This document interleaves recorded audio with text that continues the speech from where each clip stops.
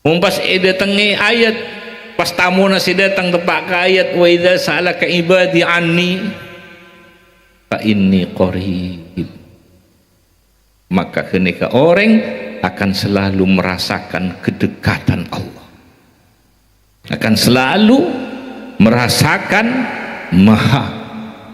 Allah maha dekat, dan akan merasakan dekatan Allah. Makanya buka hati terus. Wa idza sa'alaka ibadi anni fa inni qarib ujibu. Pas mandi gini kan, mandi gini kan, katamu yang gini kan. Mulpah mandi, Allahumma sholli ala Muhammad. Kene ngampungi barakah, kene ngampungi syafaat, gini kan.